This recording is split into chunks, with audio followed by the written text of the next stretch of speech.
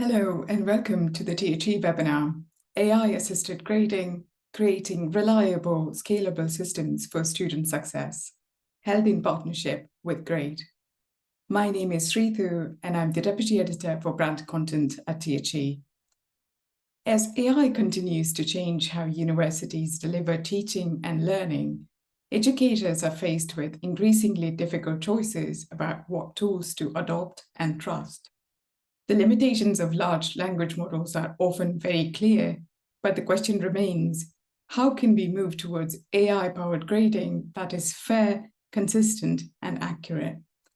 We have a great panel of experts joining us today to explore this. I will now invite them to introduce themselves. Daniel, could I ask you to go first, please? Yeah, sure. Hi, everyone. My name's Daniel. I'm a curriculum and education developer at the University of Adelaide in South Australia. So I work with academic staff to design assessments and courses, but also run training workshops in how to use AI effectively and ethically and as well. So that's me. Thanks. Thank you. Michelle, could I ask you to go next, please? Sure, I'm Michelle Pickard and I'm PVC Learning and Teaching Innovation at Flinders University, also in South Australia. And I lead a team of academic developers, language and learning support staff, learning designers, and e-learning and media technologists, and also the education strategy at the university. Thank you. Rhoda, do you mind going next? Hi, I'm wearing two hats at the moment. So I am currently the Associate Dean at the 100% online at University of South Australia. So I look after the STEM academic staff, but also look after the entire online program, assisting with the teaching and learning. And I've also started as the Dean Academic for Engineering and IT for the new Adelaide University, looking after curriculum, teaching quality, and obviously AI is on top of the list of how we're going to embed it in our curriculum and teaching. Thank you. And finally, Machinder. Hi, I'm Majinder Kanth. I'm the co-founder and CEO of Graide.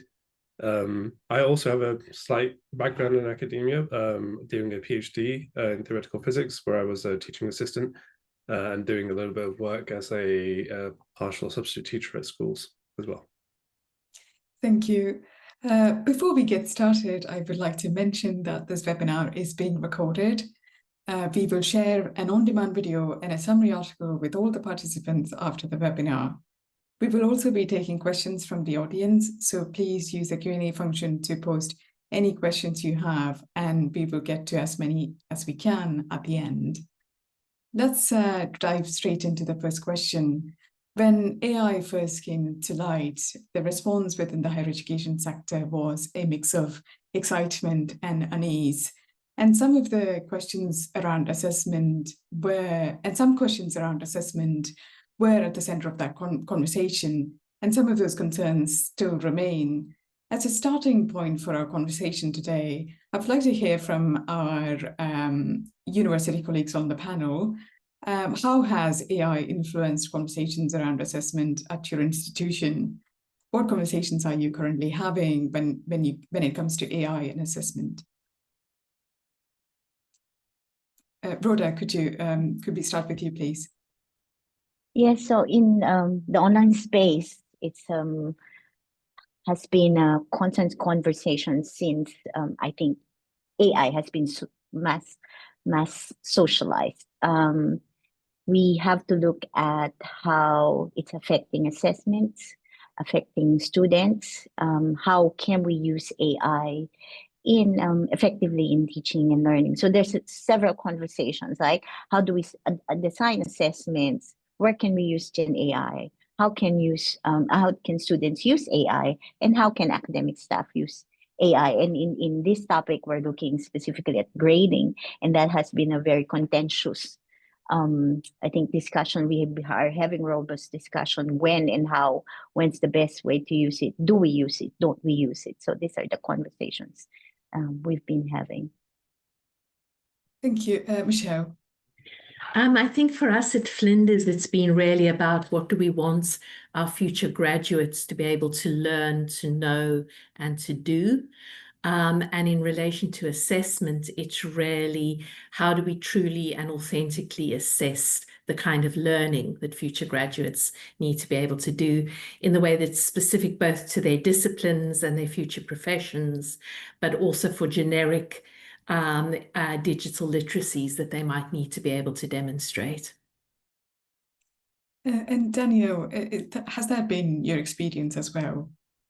Yeah, very similar. I think for me, when I've had these conversations, it's that tension between assessment authenticity and assessment validity, because like we want to include AI because we want assessments to be authentic and we want students to be going out into the world with the skills that they need, but also there's that question around validity and academic integrity, and there's a lot of very pressing concerns around that as well. So and the two sort of work against each other. So getting the balance right is the trick, I think. Thank you. There is a wider conversation globally about the role AI can play in higher education, from teaching and learning to assessment, research, and administrative processes. Looking more specifically at assessment, what efficiencies can be gained from AI in grading? Michelle, would you like to come in on that point? I think, as in any type of work, AI can provide us with a lot of efficiencies. So we've sort of had a little bit of a two-pronged approach at Flinders. On the one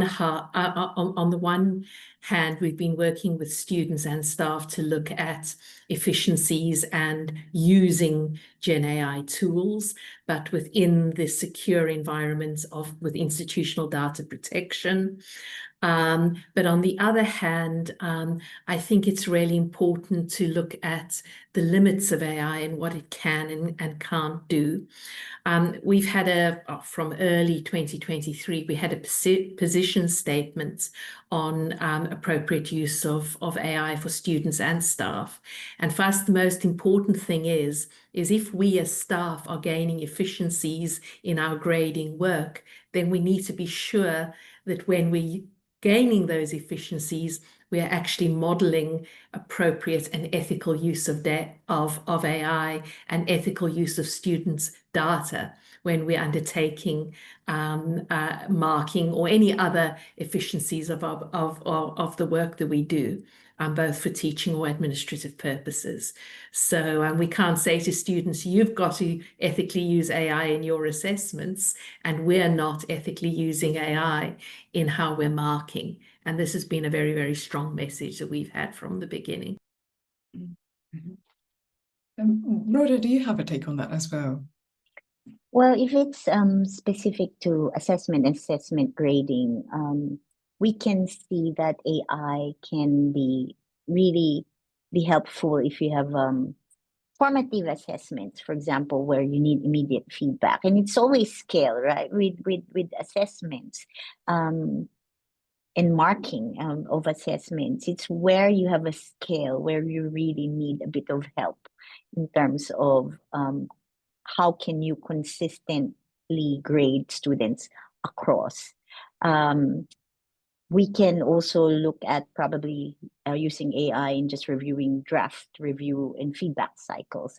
We can, for me, if we want to experiment and try, maybe just start with a low stake assessment, and then from there we can see if it's going, how we can scale it. But again, I agree with Michelle, it's very important that what we expect from the student in terms of how they use AI ethically, we also embody those as academics. Yeah.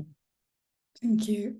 As Michelle identified, the choices and decisions universities need to make around AI add another layer of complexity to this question. especially what criteria universities should use to determine the when and where, which courses, assessments, or learning outcomes are suitable for AI-assisted grading. What are some important considerations for you in this decision-making process? Majinder, I can see that you've got your hand up. Could I come to Michelle first, and then I'll come to you, Majinder, if that's okay? I think the first, as I alluded to a little bit earlier, I think the first thing is the student's data needs to be protected, and it needs to be very clear to the students how their data is being protected. And then the second thing that I think is equally and even more, maybe even more important, is that students are aware what the AI is actually doing, what are the limits of the marking, and how is that AI being supervised in terms of how it's providing feedback or interacting with the students. The students need to know that very, very clearly, and to know that there's oversight or academic oversight within whatever they're doing. We, for example, have launched a whole student support in terms of feedback on academic literacies and their writing, which uses AI. But we have academics that specifically have oversight over that student support for learning tool. And I think any tool that we use that's giving either feedback or assessing, the students need to know who's supervising their AI tutor or their AI assessor. Thank you. Daniel, could I quickly come to you on this question as well to get your perspectives on that? Yeah, no, I think Michelle's raised really good, the key points there around the security and the transparency as well. And I think student consent is quite important, and academic consent as well, because I mean, I think that was implied as well, but the way that universities work and the way that that students sort of have some of that decision making as well, and right of appeal with grading means that if there's like a non-human marker in the loop, then there has to be some consent there. And I know that's like looking around at some policies where some experimentation with grading has been allowed. It seems like that's the approach that's taken. Thank you. Majinder, would you like to come in on these couple of points? Absolutely, thank you. I think I'm in a slightly unique position because rather than being at a particular institution, I've had the privilege of working with over 20 different higher education institutions now who have implemented AI grading in some way, shape, or form. And there are a couple of key trends that keep popping up, and I think it's really important to kind of address those for context for everybody who's probably listening in.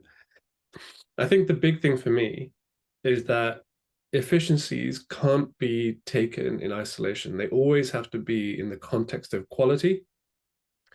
For example, if we really wanted to be completely efficient, we could just randomly generate grades. It would be very, very, very fast, but it would hardly be appropriate, right? So quality and other factors really do matter. And I think every institution that I've spoken to has effectively a set of non-negotiables. And those non-negotiables tend to fall into kind of 5 different categories for me. So the 5 that I've been thinking about are fairness, validity, reliability, being unbiased, and being explainable. And the big reason for those things is because when grading has a direct outcome on students' lives, we can't be kind of messing around and playing around with these things. And that naturally lends itself into the data provisioning that Michelle has kindly, talked about quite a bit here, but also kind of the approaches for implementation, which Daniel and Rhoda have mentioned. So from the data side of things, I think really understanding where your data is going, where it's sitting, how it's being used is incredibly important. It's so easy for us to kind of use these tools almost like they're Google or like Word docs, whatever. But we've got to remember that many of these large organizations thrive on data. It's effectively their fuel. and the incentives aren't necessarily aligned for them to be making sure that everything is kosher unless everything is properly written out in an institutional agreement, which I know a lot of institutions have, but it's always worth checking out your policies as well. And then on the second front, with regards to how to actually implement this stuff, realistically, we want to be starting in low stakes environments, and there are a handful of low stakes environments that are appropriate. So the first is historic data. So historic data has no impact, but it's a pretty good test bed to see things like accuracy, consistency, explainability, all the things that I mentioned earlier. Then you could have formative assessments, and that's quite useful as well because they don't have an impact on the students' outcomes, but you are increasing the risk a little bit because you have direct interaction. And throughout this entire process, I think it's really important to be transparent with how these tools actually work, and you're not just, feeding students' responses into like a ChatGPT or something. There is actually a machine there that has these internal workings that are auditable and traceable and everything like that.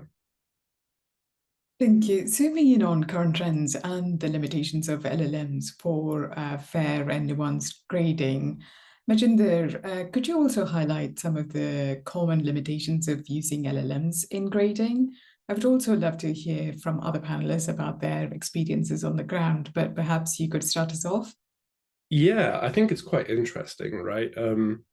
AI has become such a marketable word that it almost synonymizes to large language models for a lot of people, or like Gemini or ChatGPT or any of these tools. But if we're being honest, AI has existed for decades. It's just really only come into popularity to the extent that it has now. And for a very long time, there was a category of artificial intelligence called classification artificial intelligence. And what we are now popularizing is a system called generative artificial intelligence. And as the name sort of implies, generative creates stuff. It might be creating text, it might be creating audio, video, images, all that sort of stuff. And classification puts things into buckets. And it says, okay, well, this thing is in bucket A, bucket B, bucket C. And both of these approaches do use data, but the extent to which they use data and the control of that data is very different. And they come with different approaches that lead to different outcomes as well. So let me just quickly go through that just for the audience. So in terms of generative artificial intelligence, most of this information is trained on basically the entirety of the internet.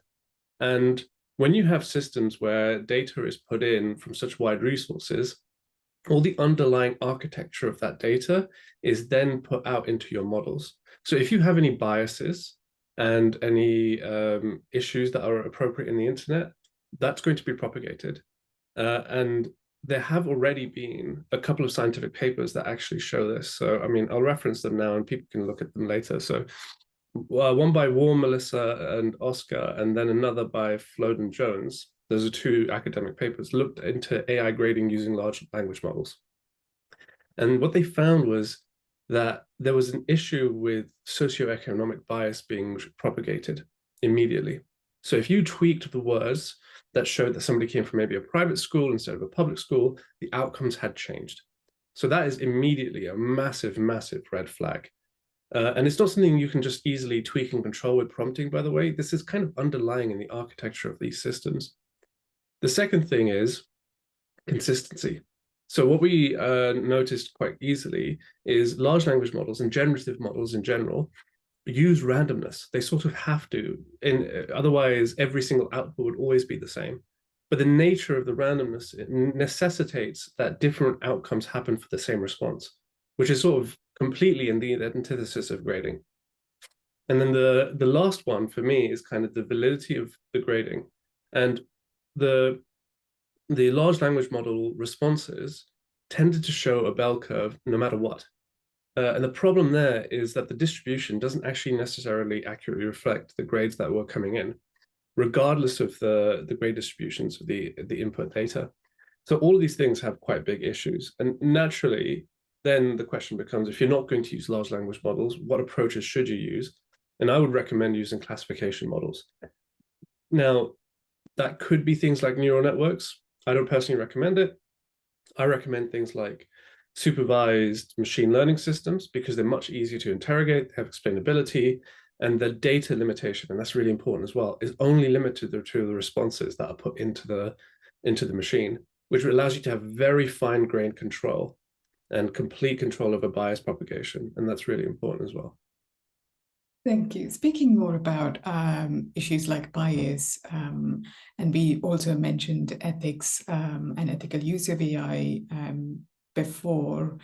I was curious to hear from our other panelists from an institutional standpoint. How do you address issues like that when you use AI in grading, and to make sure that it is fair and inclusive and accessible for students from different backgrounds? Daniel, could I come to you first? Yeah, sure. I mean, I don't think there's an easy solution, and it would probably depend on the large language model or the tool that's being used for doing any sort of AI grading. But I think, you know, what the fundamental thing we always say about AI is having that human in the loop.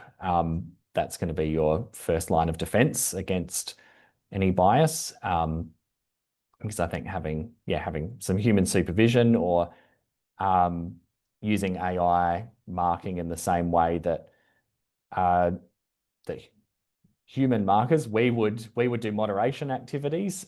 Doing that sort of moderation activity with an AI would probably be a way to maybe bring some of that stuff to the surface. But yeah, I think bias can be very difficult to pick in an AI model, particularly because we as humans hold biases as well. And if the AI confirms our biases, we're probably not going to notice. And then I think the other danger is if you have AI marking written work that is potentially written with AI, you've sort of got AI marking AI, and so the biases might just go around in circles. So yeah, maybe not such an easy thing to tackle. I appreciate that. Thank you. Rhoda, do you have a take on that as well? Yeah, so currently we're within my unit, or within the university, there we are actually quite, how to say, in terms of the use of AI in marking, we have very strict rules on when to use it. Actually, we can only use it within a certain context when we know that the data is protected. Second is that the academic staff is still the primary marker rather than so the AI's role is really more of a second reader rather than a primary grader. Because in terms of bias, there's several things. We have a diverse set of students, and sometimes they work, or their assessment doesn't fit typical patterns, right? And as a human, you can see that. And sometimes, like what Daniel said earlier, if a student created the assessment using an AI tool, and then an AI will evaluate it, there is a potential bias towards those conventionally structured arguments. So once a student's answer moved away from that, there will be a bias. So at the moment, that's where we are educating, academic staff, and really no full AI grading at the moment. One of the biggest challenges with AI tools, alongside the quick pace of change, is making sure that stakeholders understand those tools and are well equipped to use them, as Rhoda just mentioned. This is often highlighted as an ongoing challenge for many institutions. What kind of support, training, and resources do educators need to confidently and responsibly integrate AI tools into assessment practices? Michelle, could I come to you on this? Sure. Well, I think there's different types of AI literacy that academics or institutions need to know. There's the basic ethical issues, and I always just think of the analogy of if a tutor marks poorly or teaches poorly or provides poor feedback, the subject coordinator is responsible for that. because they're supposed to be supervising the tutor. For me, I think it's exactly the same thing with AI. So I think you need, the basic skill is you need to know how to supervise the AI that you're using. So you need to understand the ethical perspectives. You need to understand how to actually supervise whichever tool you're using. And then the next thing is really what is the disciplinary AI that you need to know? What is relevant for your field and what is relevant for the professions that you're supporting students to go into. So it's a lot of AI literacies, plural, that staff need to know. And then I think they also need to be fully aware of all the information and the training that the students are getting, whether it's generically via student learning support or advisors and so forth. So a lot of work and a lot of professional learning that we need to do for staff, and sometimes at quite a rapid pace. If I could just take it to you for another minute, the follow-up question I had was, you mentioned the importance of human supervision. So turning to that question of finding the balance between innovation, especially AI-driven innovation, and human supervision, how can institutions balance that, the necessary experimentation with AI, while also maintaining critical human oversight? What strategies have you found effective? I think one of the things that we found, and it's like using any learning and teaching technology or learning and teaching integration, it's what's appropriate for what type of assessment. So there's a lot of assessment that really needs that deep human interaction. And then there's other assessment like we always used to do with multiple choice, which for a long time, for example, we've been using rather simple technologies to grade multiple choice assignments. So you think I can use that analogy. For each assessment, we've got to really look at, is this assessment most appropriately marked and most efficiently marked or assessed using AI or any other technological tool, or is that assessment best marked by a human, or is it best marked by a tool that is then overseen and supervised by a human? So I think it's that combination that you have to look at, and you have to look at each assessment, each type of learning. You can't make one size fits all pronouncement. Thank you. You also touched on the importance of, or the need for the process to be more student-centric and also educating students. So I would like to explore that further. So could we speak more about the importance of establishing clear and transparent guidelines on the use of AI in grading?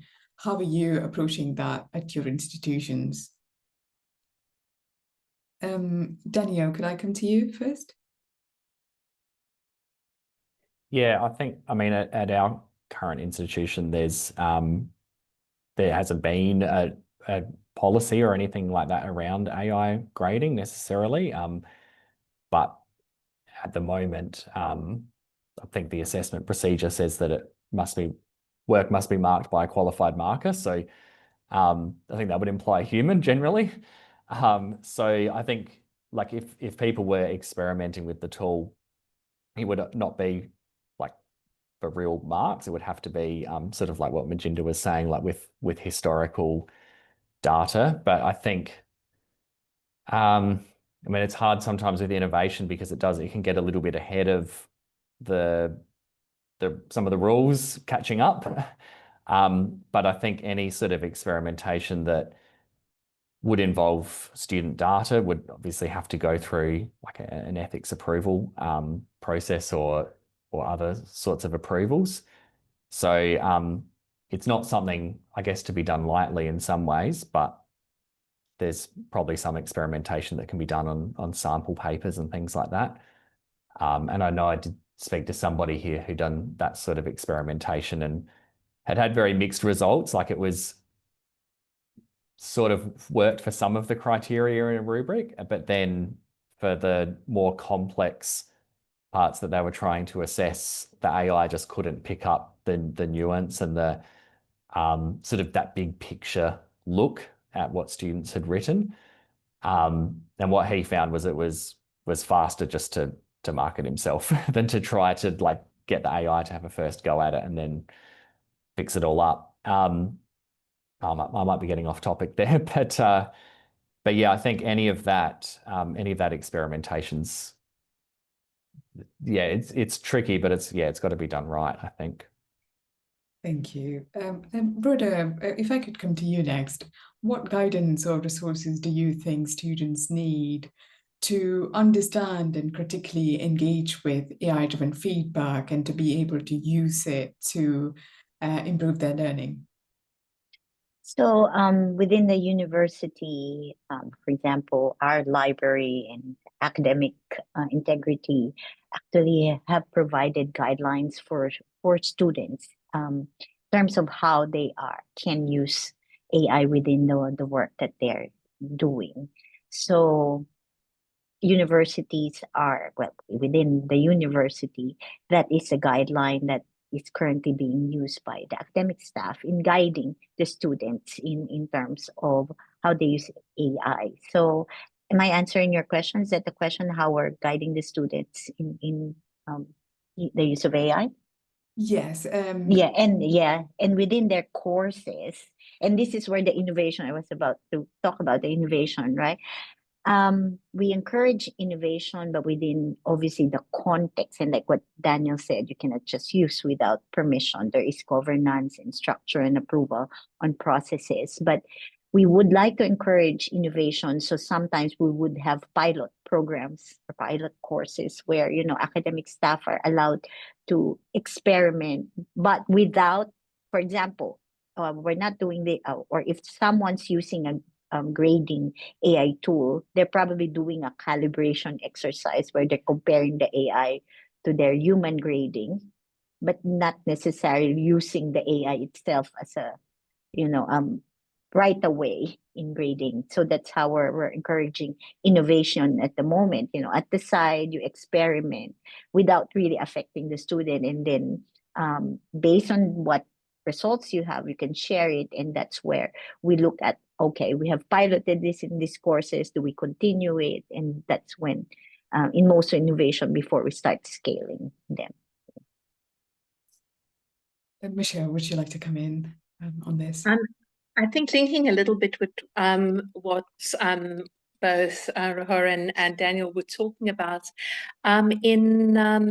we have had a number of academics making use of Gen AI grading for certain aspects of an assessment, so never the whole assessment, but maybe for specific aspects where you're picking out specifically clearly identifiable features that you're looking for. But that also needs to be moderated, it needs to be supervised, and the academics are held accountable for that they are supervising that aspect, but never the entire assessment or the grade being dependent on it. Students are also have the right to appeal the AI, just as they have the right to appeal the grade that a tutor gives in the first instance to their subject coordinator. So never the entire assignment, never the entire student's grade reliance on it, looking for specific features and also looking at the limit of what AI can actually look for. So you might be looking for specific facts in a piece of writing, for example, that AI could pick out, yes, you've covered those topics or those subject areas. But the quality with which you've covered them, that would really need a human marker to have a look at it again. If you know, just as I used the analogy in the past, when we used to have multiple choice questions, right? It's very easy to say it's right or wrong. With AI, it's right. It's easy to pick out specific features, but it's very, very difficult to really get an in-depth analysis of the quality of a piece of work. Thank you. If I could circle back to that point about accuracy and fairness and consistency in grading, imagine what alternative approaches or tools might better support that. what elements do you prioritize on your platform? Yeah, it's sorry, it's a good question. I want to really quickly jump on a couple of things that people were talking about earlier.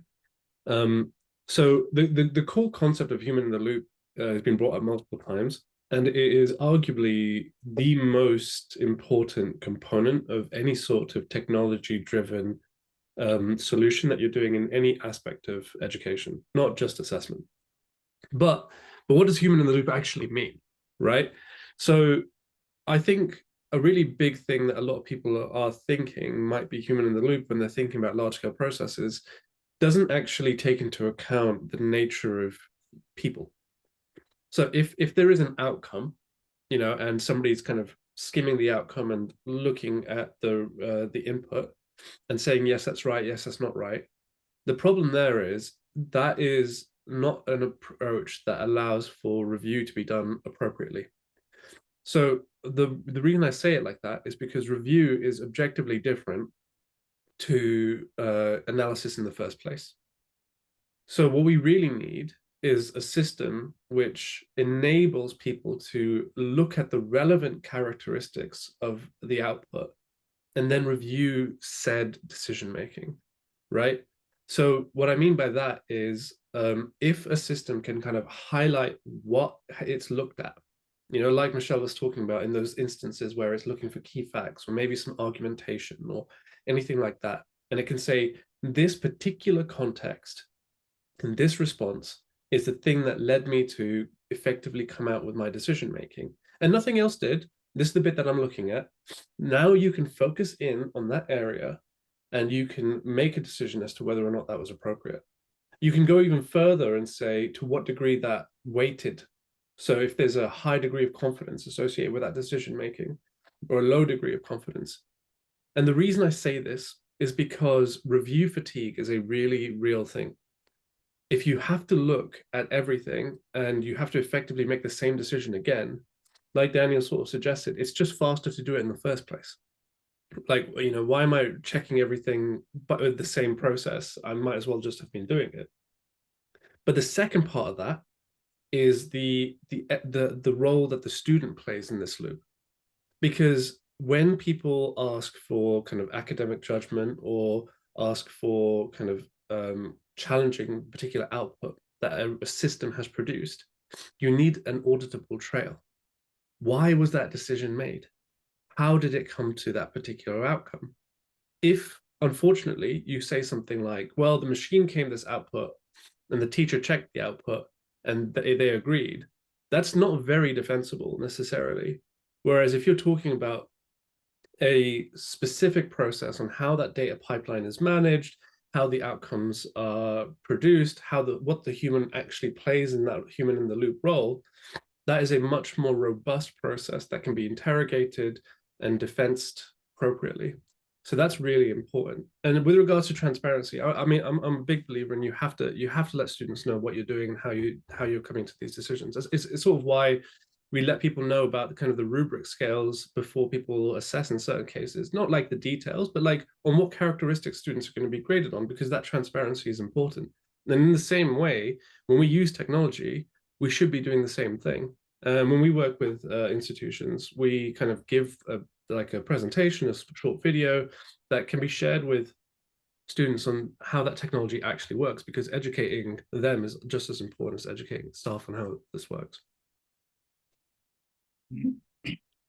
Thank you. Could we, you mentioned the importance of student involvement and making sure that students are engaged in that process. In what ways can students be more active partners in designing and refining AI-assisted grading, thinking more about fostering a collaborative approach with students so that it doesn't seem as sort of a black box process? Majinder, could I come to you first and then Michelle will come to you? So what I would say there is we need to consider the role assessment and feedback play in a pedagogical component. I know we've talked a lot about kind of governance and provisioning and making sure we're doing the right thing in the right ways. But if we kind of step back and we think about the role assessment plays in the student's learning journey, there's multiple different facets. I mean, the biggest one really is practice and formative assessments, allowing students to attempt things that are authentic, enabling them to have chances to improve. In those instances, ironically, the outcome is a lot less important than the feedback, because the feedback is the mechanism by which the student actually improves. And if you look at the taxonomy, Bloom's taxonomy, you can find that timeliness of feedback is very, very important in that learning cycle, because you need them to be able to get that feedback so that they can improve immediately or as close as you can, which is why tools like multiple choice are so powerful. They might not necessarily be as authentic as an assessment type, but that immediate feedback is so powerful that allows students to iterate. And with artificial intelligence, we have the ability to do both things at the same time. And I think that's the thing that's so powerful, is that in a formative environment, you can actually have ridiculously fast feedback loops, maybe a day rather than 3 weeks. That sort of timescale is so vastly different that the student's going to have a much better learning journey. And then on top of that, if you add in the ability to provide more bespoke and accurate feedback, you're actually giving them the tools that they need to improve. And then, of course, there's a summative side of things as well. But this is how I imagine students being involved in that continuous improvement cycle. Thank you. Michelle? Yes, I suppose one of the areas that we've really focused in on is in the feedback aspect. So with students interacting with AI agents, giving them feedback on their work, and then the way in which we've refined that feedback that the students get is through seeing where the students are still struggling to understand the feedback in the interactions. So then doing a deeper delve into those interactions and seeing where are the problem points, where is the feedback not specific enough, where is it not helpful enough, and so forth. So I really agree with Majinda. The most useful place is in a feedback loop rather than focusing necessarily on the final grade, but it's during that formative assessment process or assessment for learning that it's most important and most useful to use Gen AI. Exploring that thread a bit further about feedback loops and formative assessments, AI has prompted a general shift towards personalization in higher education. So I was curious, how or can AI-assisted grading support more personalized learning experiences for students and help them understand their strengths and areas of improvement better? Is that an opportunity that AI presents in grading? Michelle, please. Yes, I would say absolutely. I think they probably, those all of the university speakers who are from South Australia, I think have seen really good examples in the South Australian Education Department, who now have tools that have really been focused in on that personalisation of learning for students who are struggling. And they have these coaches that constantly give, AI coaches that constantly give the students feedback. And apparently it's saved an incredible amount of time with that repetitive feedback, which now allows them to spend more time in really working with the students individually on their areas where they're struggling. So yeah, that's an example in the school system where it's been really working very, very well. The challenge that we have in higher education is that as we become more and more discipline specific, we need to delve into much deeper and more nuanced ways of doing things, which are a bit trickier than where you have a large scale, similar type of assessment that's happening like in the school system. Rhoda or Daniel, would you like to add to that point? You go, Rhoda. Yeah.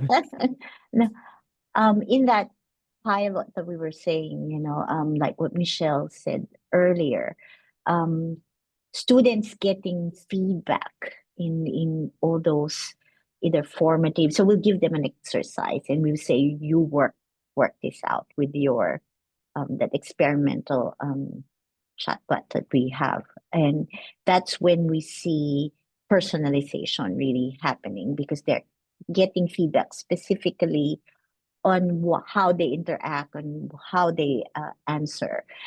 But then the same thing, the academic staff would look at how that interaction looks like, and then we'll be able to really give a much deeper understanding of what the student needs and be able to guide the student. And it's just the AI helps there in getting more data and in saving, I think, a bit more efficient for the academic staff, because they can now focus on exactly, okay, now I understand where the student's really struggling, and can have a personalized feedback or conversation with that student. Daniel, please. Yeah, I was just thinking about what Michelle said, and I think it'd be really interesting when those, as those students who've been using AI, quite comfortably in high school, start filtering into the university system as well. And I guess the reality is that students are going to be using AI, whether we want them to or not, and are going to be getting some sort of personalization through that. But if we can provide students with like approved tools that we know work well, then at least we can sort of be confident that that personalization is pointing them in the right direction, I guess. Thank you. We spoke earlier about the importance of feedback channels, but looking beyond the student community, but looking more within the wider academic community, and especially among staff, peer learning is emerging as a key strategic element in how institutions engage with AI. What is the role of communities of practice in scaling AI adoption across an institution when it comes to assessments and grading? Michelle, please. But at Flinders, we've got a really wonderful community of practice that, several communities of practice. It started very, very early in 2022, 2023, where we focused on the digital literacies aspect, and that was a community of practice, including library, including student learning support, learning designers, and so forth, with academics across and our IT staff across the university. And we focused first on that basic digital literacies aspect. But now we have a formal community of practice on Gen AI and digital learning more broadly, which is really led by academics in the discipline. And the way we've been supporting is by giving those leaders specialized training, letting them go to training, international various training courses, and then they disseminating that knowledge among their colleagues and supporting their colleagues with peer learning. But I think the most important aspect is those beyond the general digital literacies and use of AI is really delving in more depth into those disciplinary Gen AI skills. And there it's going to need localized communities of practice as well, and developing that. We have certainly had a good beginning in that space, but I think in higher education more generally, we've really got to delve more deeply into the disciplinary. Thank you. Graide, do you have a take on that as well? Yes, I guess that's the wonders of being in a university. Academic staff really form their own communities of practice. When Gen AI came, you will see different people looking at assessment, so like what Michelle said at Uni SA, I think I have to say Adelaide University now. There is a lot of groups who are working, and different communities of practice, and they are emerging from different disciplines. And you can see, and recently, for example, we have that higher education conference, which was actually hosted by Flinders.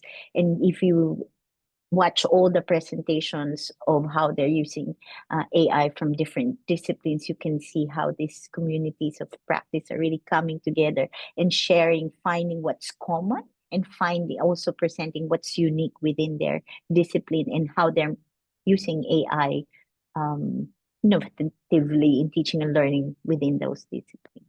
Yeah. Thank you. Majinda, could I come to you next? From an edtech space or an edtech point of view, how do you see the role of edtech providers in contributing or shaping those communities of practice? So, in my opinion, I think edtech providers are in an interesting position, right? I think cross-institution collaboration does happen in higher education, but it is often limited to trying to maybe go to like events that people have like participating in, or maybe like specific group projects, etc., that are between multiple different institutions. I think generally, by the way, the trend in higher education is wonderful, that cross-department collaboration within an institution is often really powerful. And there are multiple resources and teams that are dedicated to that. So that's not an issue that's necessarily too much of a focus for us. But as an edtech provider, we can actually do a lot of heavy lifting and provide resources and create opportunities for effectively nexus points of coming together so that discussions like these can occur from multiple different institutions. And this is an example of one, right? This is an opportunity that we've had to be able to sponsor. And there are multiple people in the chat now, who can participate and ask questions. And, I'm sure a lot of the people are more than happy to be like contact, etc. I'm not going to speak for everyone, but and that nexus point around a particular topic allows for collaboration to occur across different institutions. And I think that's really powerful. And then the second part is, we have the ability to kind of share learning, obviously, if appropriately information is crowded, share learning from multiple different organizations and how they've learned around a particular topic, and do that really, really quickly. And I think that's a second way that we can help as an edtech provider to enable like cross collaboration between organizations. Thank you. Daniel, what is your take on that? And I would also like to touch on the final point that we would like to discuss today, which is about maintaining trust and transparency and a culture of continuous improvement when using AI-powered grading tools. So what strategies do you think institutions can use to make sure that there is an ongoing process of improvement? Yeah, it's a good question. I guess it's like with any edtech tool, continuous improvement comes through that feedback cycle. But I think with AI grading, it's sort of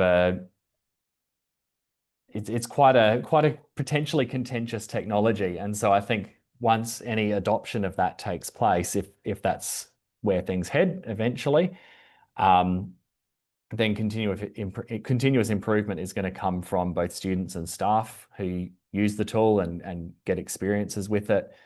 And that's the sort of feedback that would hopefully go back to either an AI provider or the people who are using it as well in how to use it appropriately and ethically and effectively.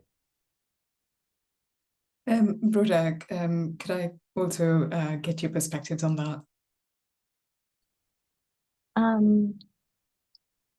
I think if you are using an AI tool, you should have a metrics of regularly evaluating them, and you actually have to communicate and say, these are the problems that you have to have a log, which one's working, which is not working, and that has to be communicated to the stakeholders. And it's also important that if you fix, you find there's a problem and a problem has been fixed, it's also communicated what was done to fix those problems.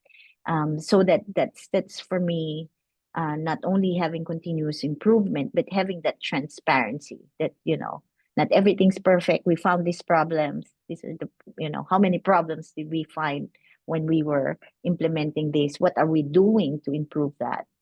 And I think that will help in communicating, being transparent to the people who are using or being affected by the use of the tool. Thank you. Michelle, has that been similar to the experiences you've been having at your institution?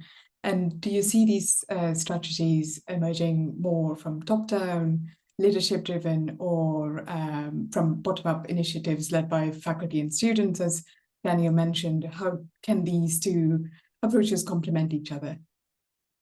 Sure. Well, I think that with all emerging technologies, we've had to just really change our way in which we work with technologies. Universities tend to, in the past, certainly have had the operation, you buy a system, you choose it, and you do what they call the waterfall way of implementation. You implement it, you set, and you forget. And then if there's a problem, well, it's usually lands up being a big problem, and then you send to the vendor and you say, fix this problem forthwith or we're pulling out, and then you have to go into a whole new procurement process. I think with Gen AI, we've had to work more in what they call the agile methodology, in iterating a little bit, as Rodora was explaining, in iterating and improving and constantly communicating. And just like we expect AI to learn, we as people, both the vendor and the staff interacting with the product, need to be constantly communicating, constantly learning, constantly iterating, and communicating those updates to students. Oh, we've tweaked this, we've improved that, and now we acknowledge there's been some minor issues here, but we've improved that, and we're constantly communicating that constant improvement cycle to students. We expect students to learn and iterate, but we try to project this view that we're perfect. We're not learning and iterating. And I think that's one of the lessons that Gen AI has given us. Thank you. We're almost out of time. Majinder, do you have any final remarks to wrap up our discussion?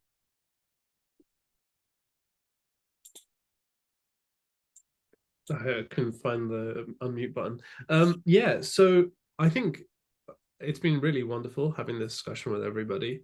I think a couple of clear trends that have come up is kind of understanding the differences between creation and decision making using artificial intelligence tools. So, that often tends itself to align itself with generative versus classification, but not always. So it's worth thinking about that. And then trying to be transparent, trying to make assessment authentic and fair, and then controlling the data and being transparent in communication as well. And I think all of those things are incredibly important, and it's all the stuff that we strive to do at Graide as well. So it's really nice to hear from the community that we're well aligned with the community.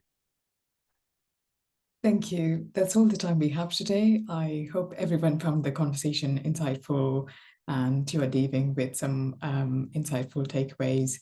Many thanks to our panelists for sharing their insights, and to everyone in the audience for joining us and being part of the discussion. We will share the recording of this webinar and a post-event summary article with you in the coming days. Thank you once again, and goodbye.